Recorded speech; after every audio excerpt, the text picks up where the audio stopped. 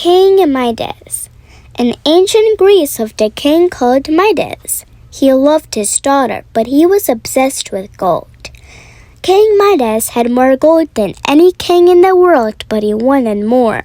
The king's daughter was called Goldie. She was just an ordinary kid and hated her father's obsession with gold and wished he would spend a bit more time with her instead. Late one evening, the king took a stroll through his rose garden. Suddenly, he tripped over something and almost fell flat on his face. He looked down and saw the weirdest-looking creature. "Who the heck are you?" he exclaimed. "I'm a woodland creature and my name is Brian. Are you all right? What are you doing sitting there on the ground anyway?" asked the king.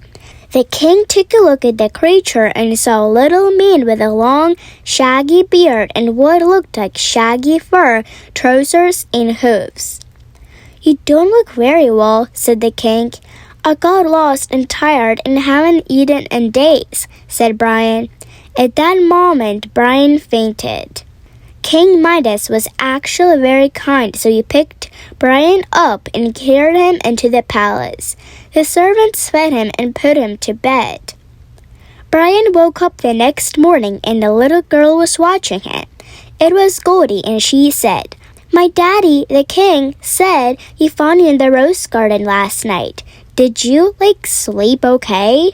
Brian yawned and said, "If it wasn't for your dad, I wouldn't have made it through the night.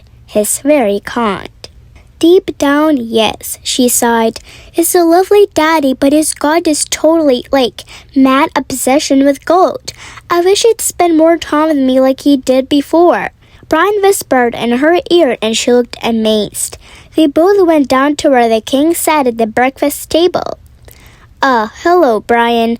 Looking a lot better than last night, I must say. Breakfast? Yes, thank you. I'm rather peckish. Don't know what you woodland chaps eat up, but I can have some hay brought in. Toast will be fine, said Brian. You have been very kind to me. You saved my life, and I have a magic gift I can give in special cases. Oh, what is it? Asked the king. A wish, said Brian, and it will come true. Is there anything in particular that you would wish for? Maybe that everything you touched could turn to gold? Yes, then I'd have all the gold I could ever want. You sure? Asked Brian. The king nodded his head vigorously. Secretly, Brian gave Goldie a huge wink. Your wish is granted. Now, I'd better get home. Have a carriage to save you the walk, dear chap, said the king. Outside, the king and Goldie waved as the carriage set off. Have a safe journey, yelled Goldie. Goodbye, old chap. Come and visit us again, shouted the king. Brian leaned out of the carriage window and gave Goldie another big wink. The king didn't really believe that a little chap like Brian could grant such a wish and went to his rose garden to look at its lovely blooms. I'll give this to my darling Goldie, he thought as he picked one. Suddenly, the rose turned to solid gold.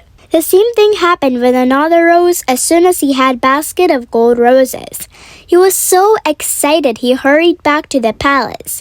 He put the golden roses into a vase, which turned to solid gold. He pulled out a chair to sit down, and the chair turned into gold. The king shrieked with laughter and raced around touching everything and turning it to gold. Finally, he flopped down on the gold chair to get his breath back. He called for a cup of tea, and the moment he touched the teacup, it turned into gold. What if I can't eat or drink? I'll starve if everything I touch turns to gold, he thought.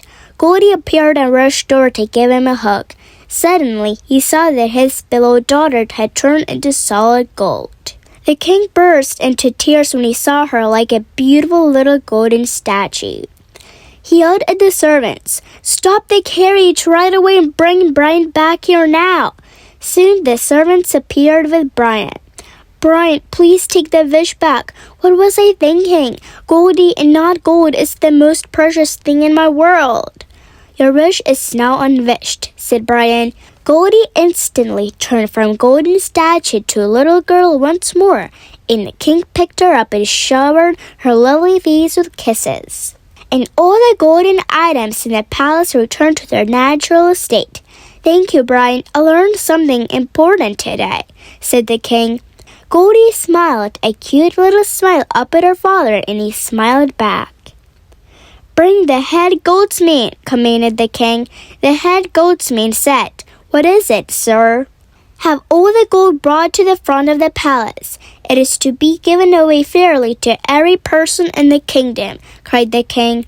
The celebrations lasted all day, when everyone in the kingdom knew they would never have any more money worries. The head goldsmith said, "Sir, is there any point in you having a head goldsmith?"